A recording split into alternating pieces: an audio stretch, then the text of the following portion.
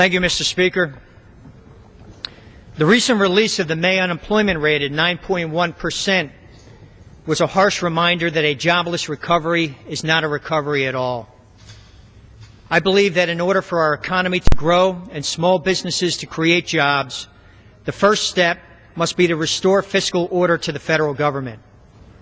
This year, our government is borrowing 42 cents of every dollar that it spends.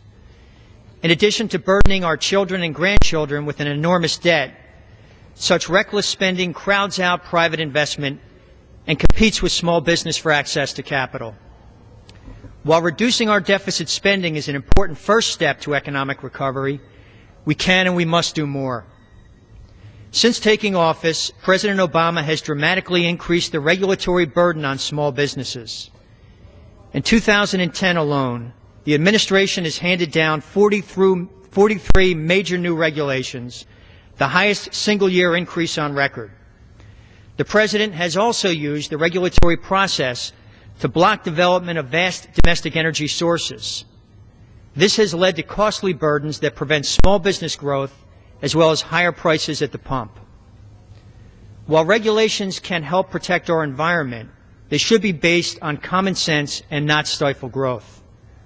Recently, I helped a small manufacturer cut through months of costly federal red tape that delayed expansion and hiring at his facility in Warminster Township, Bucks County, Pennsylvania. We must work to make sure that unnecessary and duplicative regulations do not stand in the way of job creation in our region and across our great nation. Finally, we must proactively encourage private sector job creation. I've been working, Mr. Chairman, on two pieces of legislation in this area. The Hire Just One Act would provide a one-time tax credit to small businesses that hire full-time permanent employees this year. I've also introduced the Fairness to Veterans Act, which would extend federal contracting preferences to veteran-owned small businesses. This bill is designed to honor the service of our nation's men and women in uniform, as well as address the staggering 21% unemployment rate among veterans returning from Iraq and Afghanistan. I'm committed to working to fix our economy and making sure that the federal government is a partner in job creation, not an obstacle to it. Together, we can grow our economy and create private sector jobs and opportunity. Thank you, Mr. Speaker, and I yield back. The gentleman yields back.